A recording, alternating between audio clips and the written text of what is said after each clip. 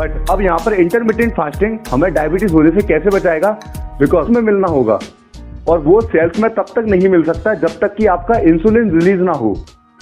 अब ये hello my YouTube family, कैसे हो सभी आप लोग। दिस इज गोलू और आपका स्वागत है एक और फिटनेस से जुड़ी हुई वीडियो में।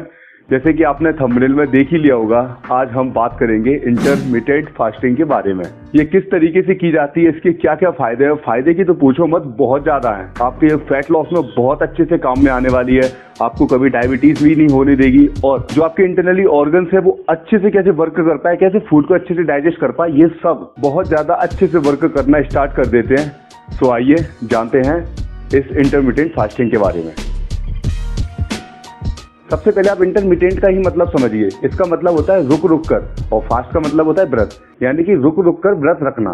इसमें एक्चुअल में होता क्या है, हमें 12 से लेकर 16 घंटे तक भूखा रहना पड़ता है और बाकी के जो आवर्स बचते हैं यानी कि 8 से लेकर 10 घंटे, उनमें हमें जो भी हमारा फूड है उसे 3 से लेकर 4 मील्स में कंज्यूम करना पड़ता है। ये तो हो गया इसका इंट्रोडक्शन। अब बात करते हैं इसके बेनिफिट्स के बारे में। सबसे पहला पॉइंट, प्रिय और चाहता फैट लॉस। देखिए, इसमें हम फैट लॉस आसानी से कैसे कर पाते हैं। जैसा कि मैं आपको बता चुका हूं कि 12 से लेकर 16 घंटे तक इसमें भूखा रहना पड़ता है। तो अब यहाँ पर होगा क्या, आप अपने फूड को कंज्यूम नहीं करोगे, जो भी आपके कार्बोहाइड्रेट्स हैं, तो इसकी वजह से हमारे बॉडी में ग्लूकोज नहीं बन पाएगा। ग्लूकोज नहीं बन पाएगा तो हमारी बॉडी उसे एनर्जी में कन्वर्ट भी नहीं कर पाएगी, यानी कि एक्स्ट्रा एनर्जी नहीं बन पाएगी। अब यहाँ पर बहुत से लोग ये बोलेंगे कि भैया एनर्जी ही नहीं बन पाएगी तो हमारी बॉडी वर्क कैसे करेगी। बस रुके रहिए, यहीं पर सुनिए क्या होता है। आपकी बॉडी में जो भी ग्लूकोज होल्ड है ऑलरेडी, उसे वो यूज करना स्टार्ट कर देती है। देन वो ग्लूकोज खत्म होने के बाद आपकी बॉडी में लाइपोलिसिस नाम की एक प्रोसेस चालू हो जाती है और ये एक्चुअल में है क्या, फैट को बर्न करके उसे एनर्जी में कन्वर्ट करना। तो इस तरीके से हम भूखे रहकर अपने फैट का आसानी से लॉस कर पाते हैं।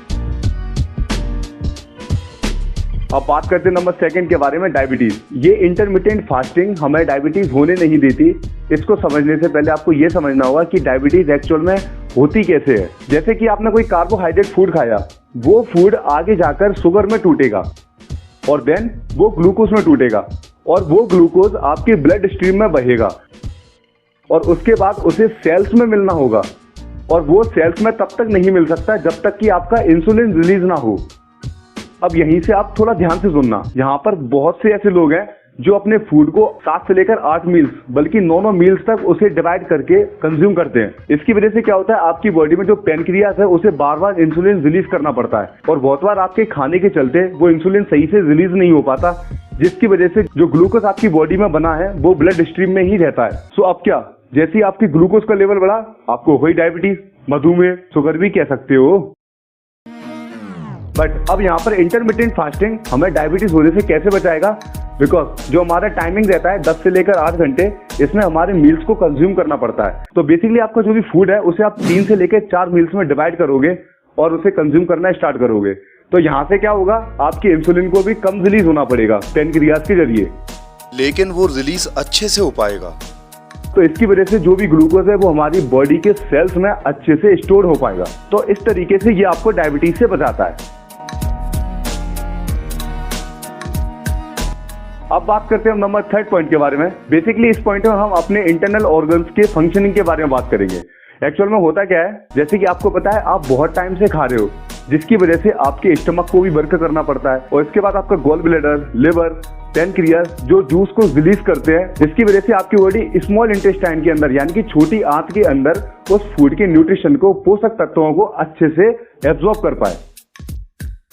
और इतना सब बहुत टाइम से चल रहा होता है, जिसकी वजह से आपकी बॉडी पर लगातार प्रेशर पड़ता ही जा रहा है। लेकिन यहीं पर हम इंटरमिटेंट फास्टिंग करेंगे, जिसकी वजह से क्या होगा, हमारी बॉडी की सफाई होती रहेगी लगातार। अब बात करते हैं हम इंटरमिटेंट फास्टिंग को आखिर करना कैसे है।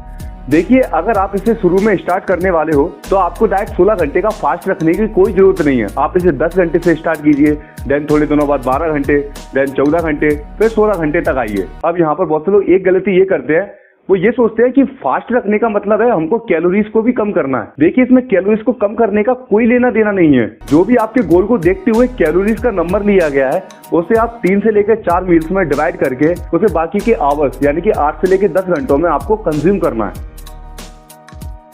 और इसमें बहुत से लोगों की एक और गलती ये होती है कि उन्होंने जो 12 से लेकर 16 घंटे का जो फास्ट किया है उसके बाद सीधा खाना खाते हैं। देखिए, आपको डाइट कोई भी इतना हैवी मील कंज्यूम करने की जरूरत नहीं है, बिकॉज आपकी बॉडी ऑलरेडी स्ट्रेस में है। तो आपको अपने फर्स्ट मील में कोई ऐसा लाइट फूड रखना पड़ेगा, जैसे कि केले वगैरह बनाना, जिससे आपकी बॉडी थोड़ी एनर्जी महसूस करे, और साथ में आप कोई प्रोटीन पाउडर भी कंज्यूम कर सकते हो अगर आप यूज करते हो तो। और इसके बाद जो हमारी बॉडी को फर्स्ट मील से एनर्जी मिलेगी, तब जाकर आप सेकेंड, थर्ड, फोर्थ मील में अपने हैवी फूड को कंज्यूम करिए।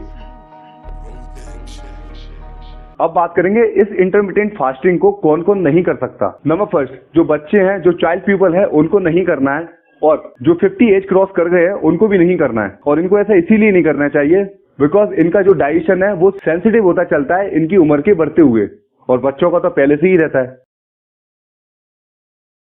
अब बात करेंगे नंबर सेकंड के बारे में, स्पोर्ट्समैन यानी कि जो एथलीट्स हैं उनको भी नहीं करना है, क्योंकि उनके जो गेम्स की टाइमिंग है उनका कुछ पता नहीं रहता, और इसके चलते अगर आपने फास्ट करने की कोशिश भी की तो आपकी बॉडी उसकी टाइमिंग को एडिक्ट नहीं कर पाएगी। और नंबर थर्ड, ये फास्ट उन लोगों को भी नहीं करना है जो लोग डिजीज यानी कि बीमारी से गुजर रहे हो, जैसे कि कैंसर या ऑलरेडी डायबिटीज हो चुकी है, और साथ में जो वजन बढ़ाना चाहता हो यानी कि एक्टिव बॉडी, उसे भी नहीं करना।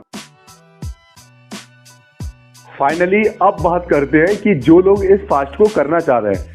देखिए, इसके जो मैंने बेनिफिट्स बताए हैं, जरूरी नहीं है इसका बेनिफिट सभी लोगों को मिले, बिकॉज जो बॉडी का रिएक्ट करने का तरीका है, उसका जो नेचर है, हर किसी का एक सा नहीं होता। सो मैं चाहता हूं आप इस फास्ट को पहले करके देखिए। अगर आप इसका स्ट्रेस झेल पाते हो, उसे आगे तक कंटिन्यू रख पाते हो और उसके बेनिफिट भी मिल रहे हैं, तो आप इसे करिए, नहीं तो कोई करने की जरूरत नहीं है। अब यहाँ पर लास्ट में एक बहुत ज्यादा इंपॉर्टेंट बात सुन लीजिए। बहुत से लोग ऐसे हैं जो ये समझते हैं कि फास्ट करेंगे तो उसमें हमें पानी भी नहीं पीना। देखिए, पानी से कोई दुश्मनी नहीं है, आपको पानी तो पीना ही है, बिकॉज इसमें फैट, प्रोटीन, कार्ब कुछ नहीं होता, 0 कैलोरी होती है।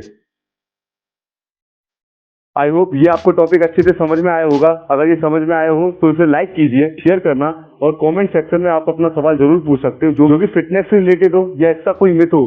जितना मुझे पता है वो मैं आपको बताने की कोशिश करूंगा। So subscribe my channel, press the bell icon. मिलते हैं नेक्स्ट वीडियो में। बाय।